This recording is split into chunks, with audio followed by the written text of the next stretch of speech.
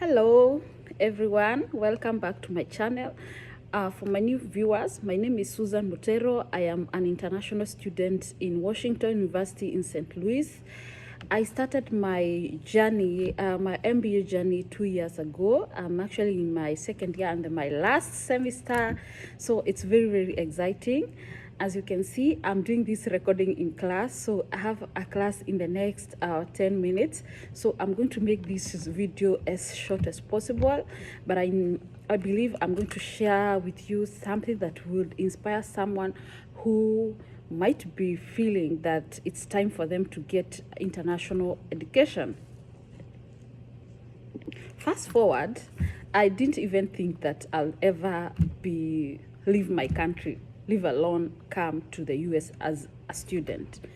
But I graduated with my first degree in the year 2014, and I started working. Everything was fine, and I was working in agricultural sector and then transitioned to a non-governmental institution, and that's when I realized that having a master's degree was very important. So I started looking around, and I settled for one of the best university called Jomo Kenyatta University of Agriculture and Technology, and I started my master's in strategic management, which was research based. So everything was smooth. That was in the year 2018, and within 1 year I had completed my schoolwork, and then there was this thesis that I was supposed to present within half a semester and graduate, but this didn't happen.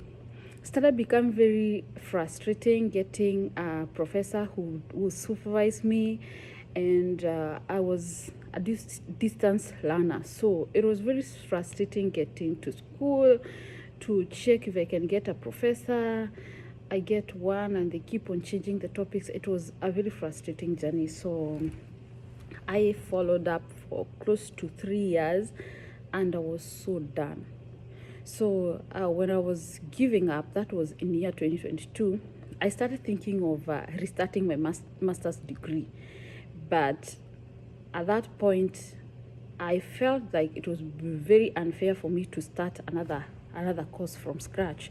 So I needed another program that would add value. So even if I don't have a certificate to show, at least I have another master's that would be higher than what I was doing. So that's how I thought of taking an MBA in top program in the world, and I started doing my research.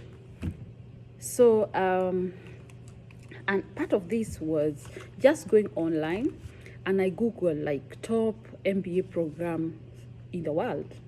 At that point I was just open, and I got a list of like 50 MBA programs, and most of them were from the United States.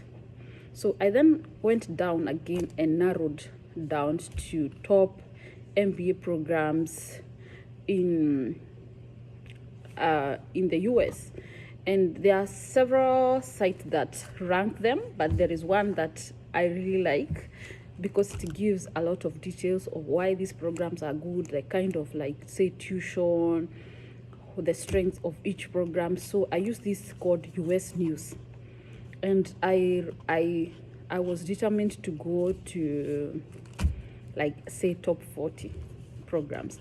And fast forward, something that I didn't mention before settling for an MBA, my background is in agriculture, master's in strategic management, so I wanted something in line of business, but I didn't know exactly what I wanted to do. So of course money was very attractive, so I was searching a program that is well paying and one that I will not struggle to get a job after graduation. So that's how I came to learn about MBA.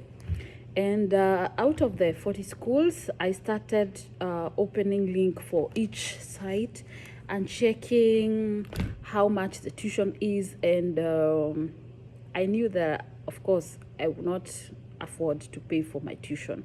I was not making much back home, and I also had a lot of responsibility, so I didn't have a lot of savings. So I was looking for a program that would give me full sponsorship.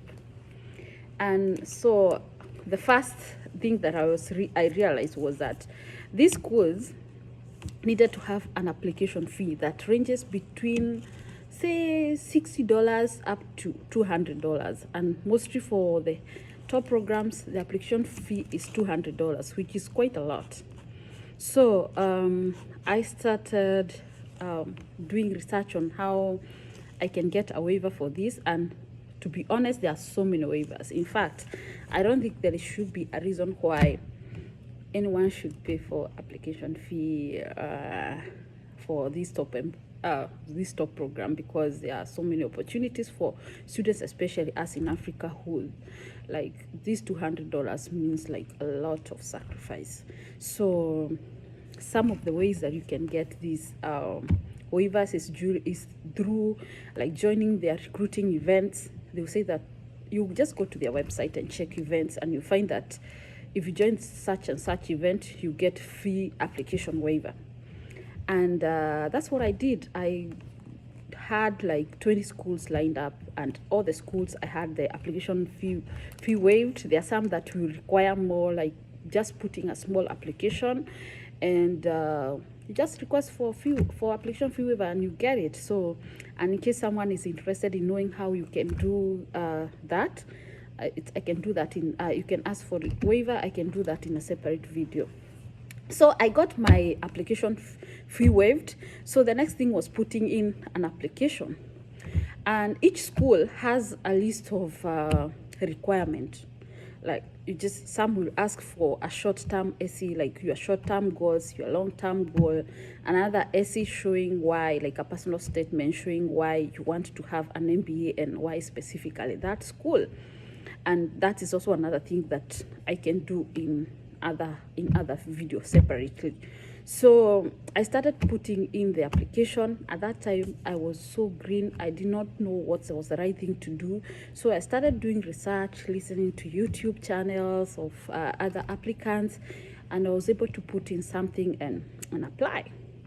Once I did the application, most of the schools I was invited for an interview where you sit one-on-one with a recruiter, and you get to hear your story. They will ask you some set of questions, like behavioral questions, and they decide whether they are extending an offer to you or not.